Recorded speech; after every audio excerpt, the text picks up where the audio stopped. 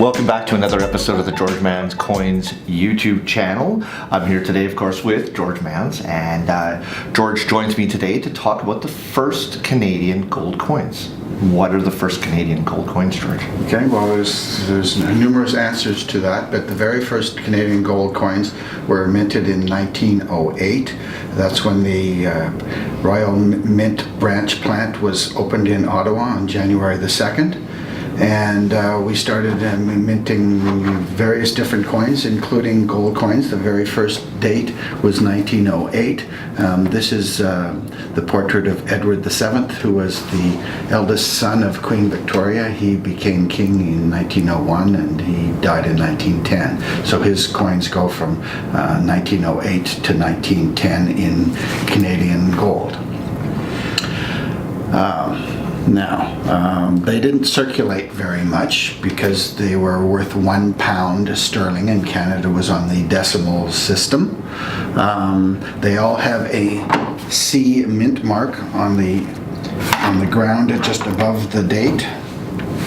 There's a C there. Yep. Different countries and different mints have different mint marks on the gold. Is that there. to identify? That's to Which identify mint? the mint, to say that Exactly. Is it counterfeit measure too, to know the mint? No. It's just a mint identifying If mark. there's no mint mark, it's from the mint in London. If it has a C, it's from Ottawa in Canada. If it has an SA, it's from the mint in South Africa, in Pretoria. If it has a S, it's from Sydney, Australia. If it's a M, it's from Melbourne, Australia. If it's an I, it's from India. Oh, okay. So they had branch plants in other countries, and they produced gold coins. And it's just among the Commonwealth countries? Just the Commonwealth So, countries. just to divert for a second, what would the American mint or the United States mint, did they have a mark like that they use? Oh, yeah, they all have marks. Well, not all of them. Philadelphia generally does not have a mint mark. It's the largest mint. Sometimes they do. Sounds like S is always San Francisco. D is always Denver. There are also other mints that used to be around that are no longer around, like the mint in New Orleans, the Carson City Mint in Nevada, etc. maybe it's a future episode we have their mint marks and how to look for them. Right. So this was the first, as we've kind of done some research, this is the first era with the C with the mint mark. Yeah, and these are gold sovereigns. So they didn't really circulate much in Canada because we had we were on decimal system and they were on a different system. So most Canadian gold sovereigns got exported to England or to the United States or different they got, for example, if you had to pay a debt, you could pay it in gold. Okay, perfect. So the 1908 is the most difficult date to get. They only made 636 of them. Oh wow! So they're very, very scarce and quite expensive. 1909 is 16,273, and 1910 with a C mint mark is 28,012. So they all depict Edward the Seventh, and he's facing right. After he died, his eldest son George became George the Fifth, and he's facing the other way. That distinguishes one monarch dying, and the new one goes the other way. Oh, so if our current coins with the direction that Elizabeth is facing, upon her death, the new monarch on the next face the other way. And I was like, I never knew that. That's great. Yeah, it's great. It doesn't always happen, but usually. It did kind not of happen in 1936. It didn't happen. 1936, this King George died in January. His eldest son, David, became Edward VIII and ruled for 10 or 11 months, and then he abdicated because he wanted to marry an American divorcee, and the Church of England said no, so he said, screw you, and I'm going to live with my new wife in France. See ya.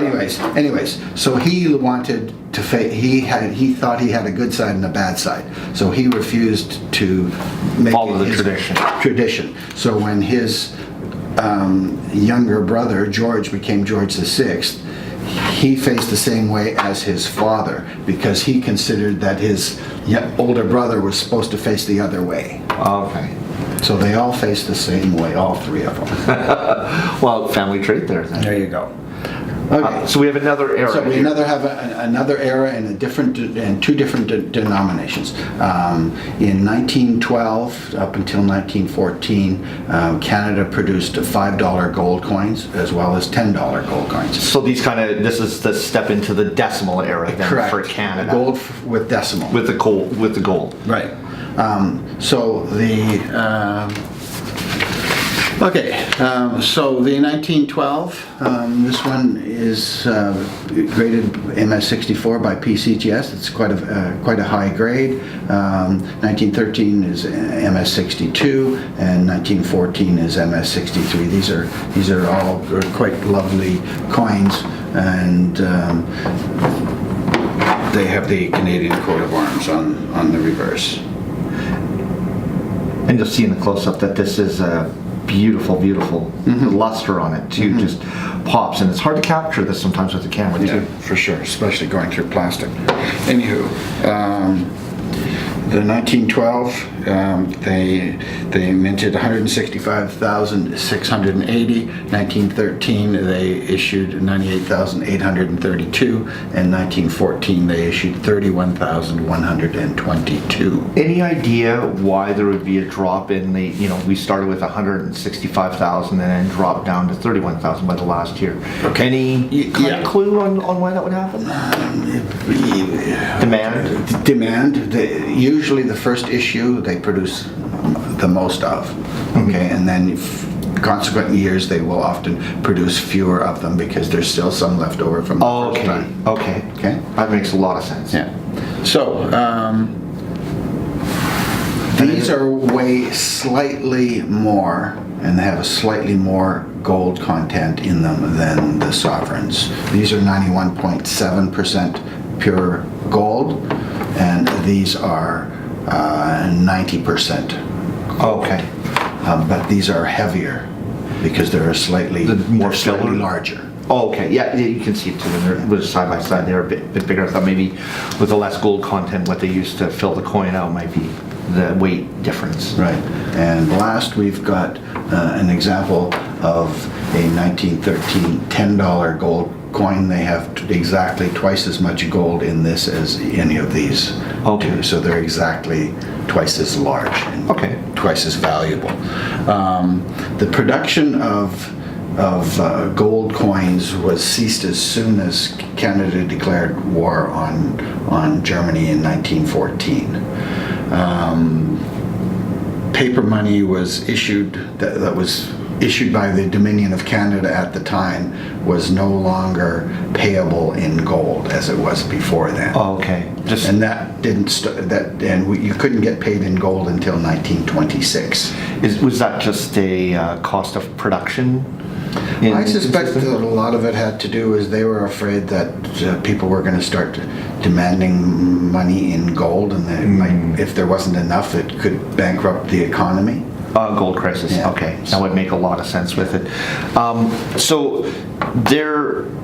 When we talked about this before we shot this, you said that there was a change. I asked you is there a change when the price of gold changes? Does the value of these coins change? Not usually. If the price of gold skyrockets, then the price of the lower graded ones would definitely go up in value. The higher graded ones probably would not change very much. Okay.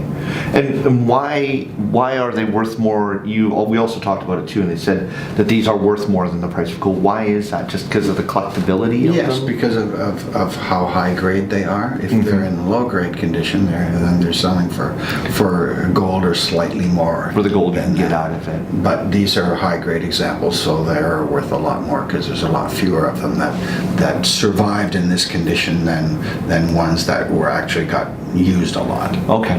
Is there anything else we wanted to find out about the first Canadian gold coins, George? No, I just find them very fascinating, and there's not a lot of dates to collect, particularly in the $5 and $10 gold series. The Canadian sovereigns, some of them are very pricey, particularly the 1916C.